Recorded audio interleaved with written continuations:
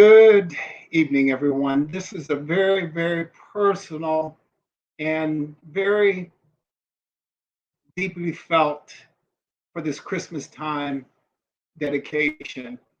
This is a requiem for a true warrior queen, Patricia Catalina Garcia Ascencio de Sockwell, of Sockwell.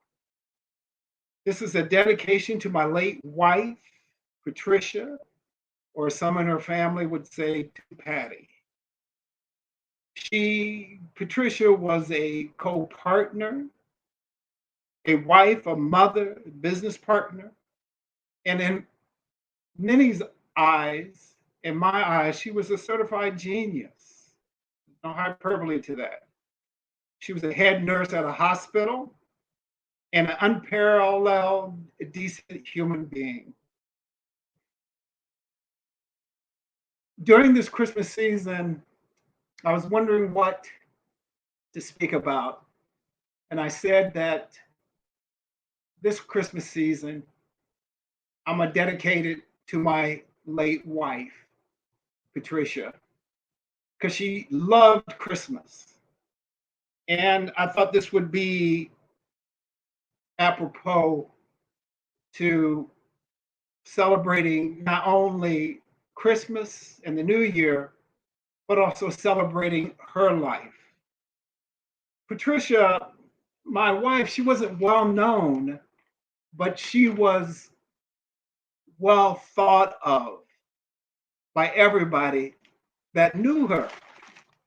Anybody that she came in contact with came away better as a result. Now, this horrible day back in October 2018, October the 12th, 2018, was a decision that I had to make to let Patricia die peacefully. Now, I remember getting the word from the nursing home because Patricia was in a vegetative state. And it was late in the afternoon, maybe about 2, 3 o'clock, that they called me and told me that she had taken her last breath. Now, as Eleanor Roosevelt once said, keep busy so that the darkness doesn't catch you. So Kimberly, my daughter, and I, we went out walking. And as we were walking, we were looking out towards the west to the area that my wife was at the time of her passing. And in the background, there came a thunderclap. Now, according to certain lore or certain beliefs, that when there is a thunderclap without lightning, that means a warrior had passed away. So Patricia had heart disease, she had diabetes, she was going blind in her eyes, she could no longer drive anymore. She had high blood pressure, her kidneys were failing, and because of what she had gone through in life, she had developed psoriasis. But the most remarkable thing about my late wife, she never complained about it, to me at least. She kept it bottled up. She was tough as steel. But to me and those that she loved, and to others that knew her, she was as soft as a gentle breeze on your cheek during a warm summer day. She was wise as a serpent, not calling her a snake by any stretch of the imagination, but this is scriptural. She was wise as a serpent, but soft as a dove. She was so forgiving of people, even though people weren't so forgiving of her. But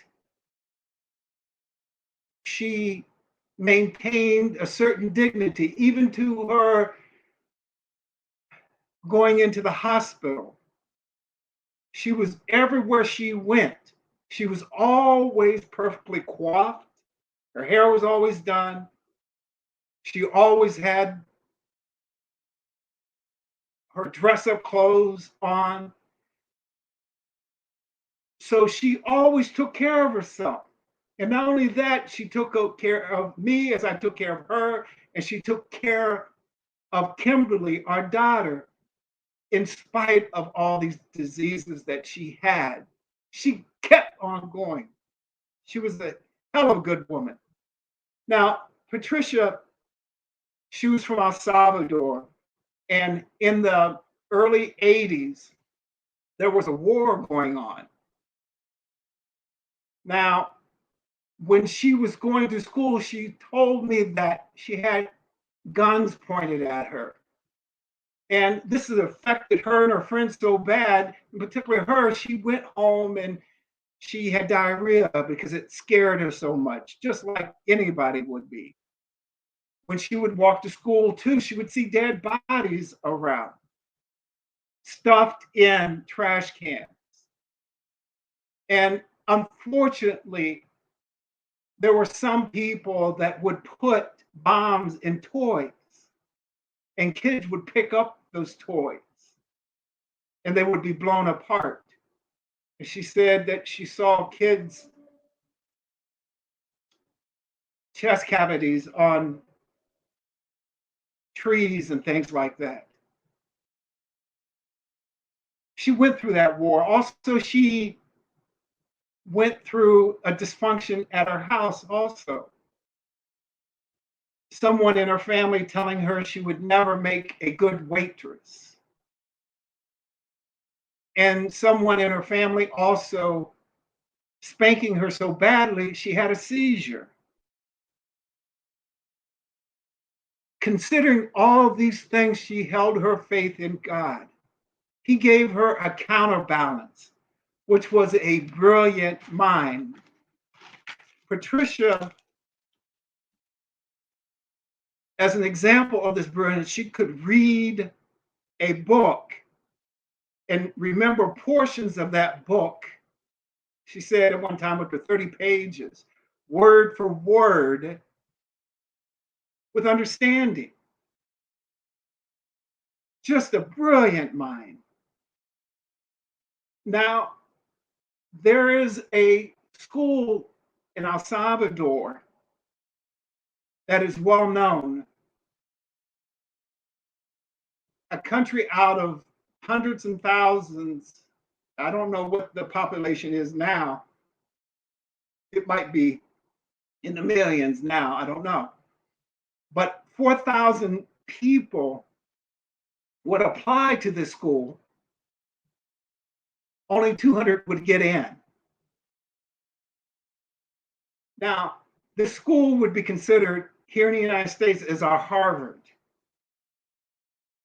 It was so prestigious that if you weren't up to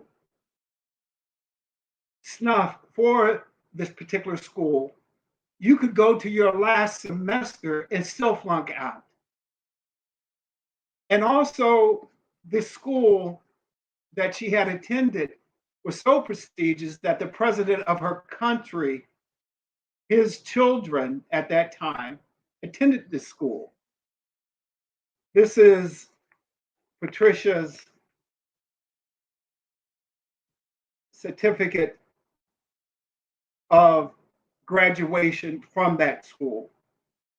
Those that are Hispanic speaking, especially those my in-laws that are from El Salvador, should remember this school. So she graduated with honors. She graduated at top of her class. The other amazing thing about her, Patricia, out of the womb, in my mind, she always wanted to be a doctor. Always. It wasn't about 10 years ago when I knew exactly what I was here on this earth for. Mark Twain said there are two important dates in your life: when you were born and when you find out what your purpose in life is. She knew when she was a child, she always wanted to be a doctor. But the war broke out at that time. And if she had stayed in El Salvador, she would have died. Her friends, a lot of them are no longer walking this earth. So she decided to come to United States to be with her father. Now her mother, and this is another pain that she had, her mother disowned her because of a messy divorce. And she tried to reconcile with her mother, but there was no reconciliation.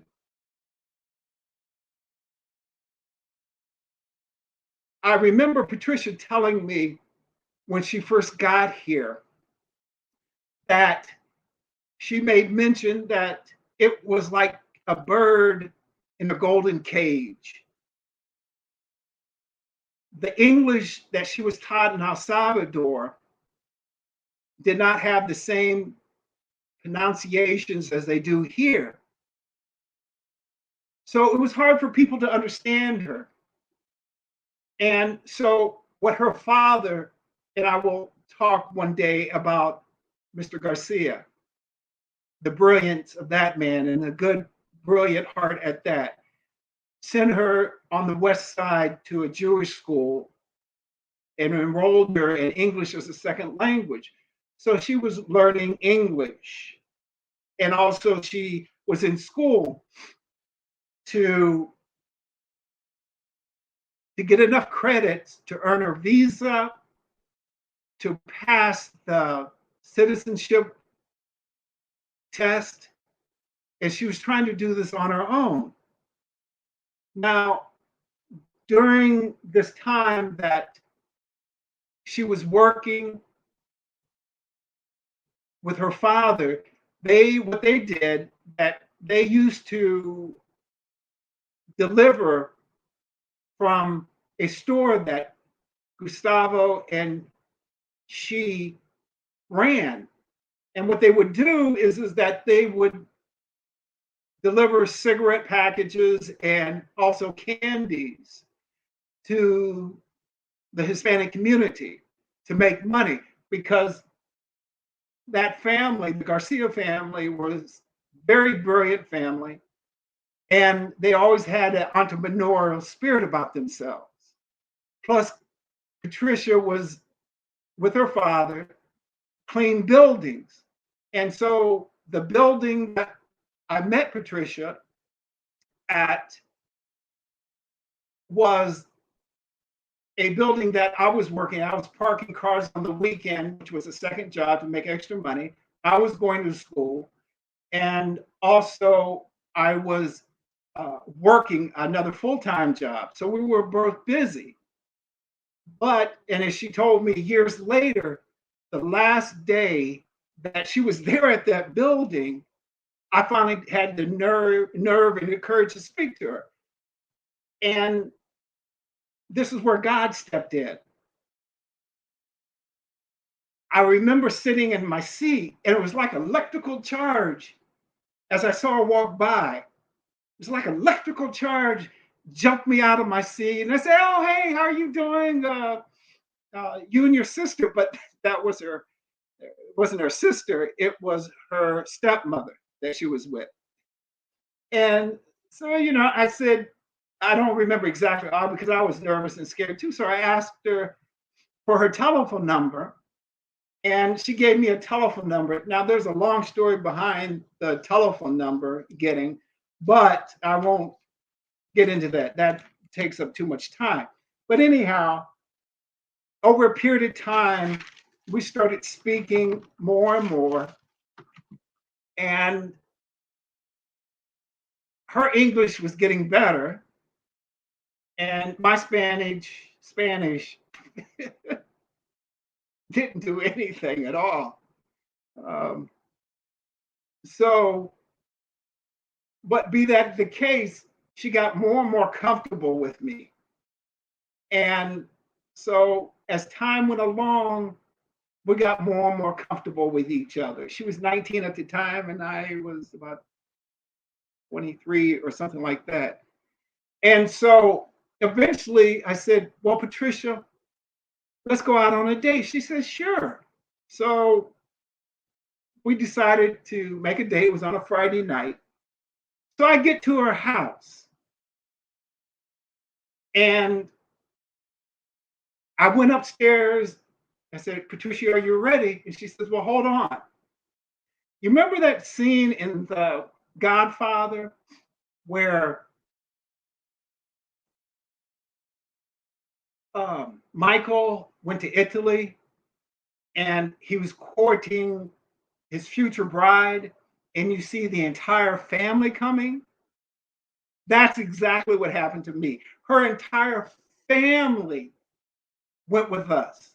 Not only did they come, they chose the place that we were going to go out on the date. It was what we call here a pupuseria. So I couldn't believe this. I was single. I was used to dating and this, that, and the other. The whole family went. Okay. Yeah, I couldn't believe it, but that was okay. And so I said, listen, Patricia, let's go and out on our own date. So we went to a pizzeria called Shakey's, and that's exactly metaphorically what the date ended up happening. It was shaky. I was trying to talk to her. I was asking, what is your favorite color? What do you like to do? Except just to get her open up. And years later, she says, Tommy, I was so scared. It was my first date. I didn't know what to do or what to say. I was embarrassed about my English and so much because I ordered a large pizza and drink. She touched none of it, none of it, none of it. And I eventually paid for it. And so as we were driving back, I said, well, come on, let's go. And we pulled up to the pupuseria where we left the family. And I was driving what they used to call a college man's Cadillac, which was my 71 VW Super Beetle. And oh boy, I was hot stuff, boy. Anyhow, as I pulled up and Patricia sat right beside me, and so I looked at her and she says, do you want to kiss me? And she said, oh my God, why did I say that? Why did I say? I'm so embarrassed. I'm sorry. I said, and so I held her hand and I said, yes, I do. So I gave her a little peck on the lips and we went into the restaurant and she was so nervous. It was funny. So anyhow, during that period of time, I was courting. I would pick her up, and by that time, Mr. Garcia, and I didn't find out about this till years later. He told Patricia, he said to Patricia, because there were other suitors, and he told Patricia, don't entertain these other people because Tommy's a good man. He's smart. He goes to church, and he has great values. And so I will always love Mr. Garcia for that. And like I said, one day I am going to talk about him because he has a very unique and great story himself. But be that as it may, so we went on courting for about a year. And I kept saying to Patricia, oh, I don't want to get married. I'm going to stay single for a long time, because I'm just not ready to get married and so forth and so on. And now that I think about it, that probably hurt her feelings, and it didn't make her feel that good.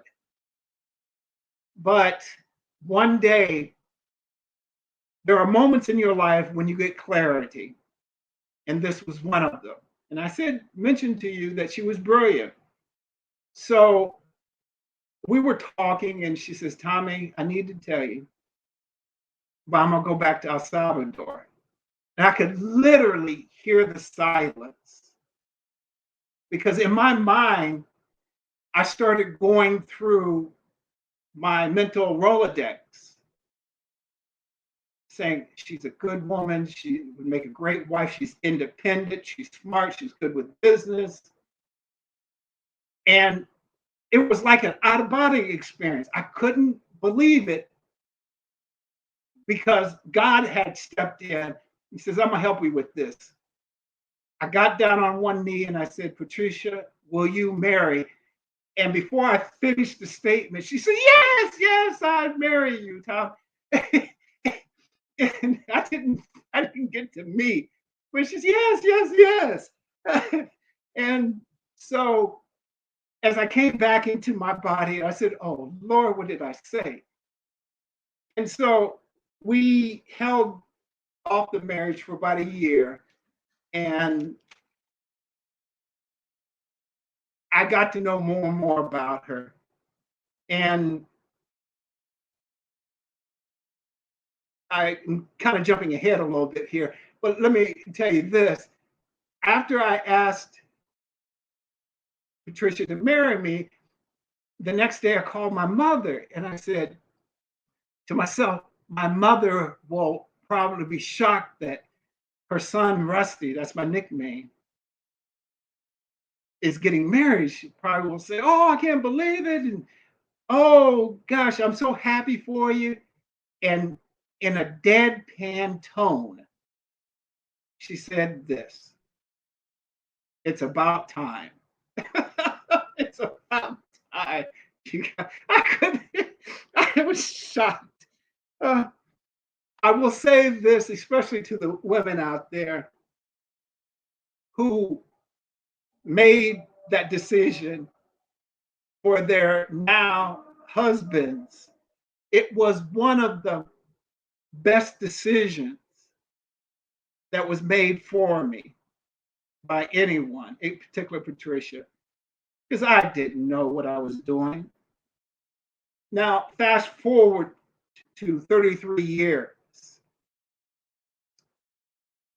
Within those 33 years, we went to every state in the union, from Memphis, Tennessee, where we ate great barbecue, saw Elvis's house, North Dakota, where we saw Little Bighorn, Miami, Florida, Texas, the flatlands of Oklahoma and Texas, Seattle, Washington, went to that famous fish market where they throw the fish, had one of the earliest Starbucks coffees there.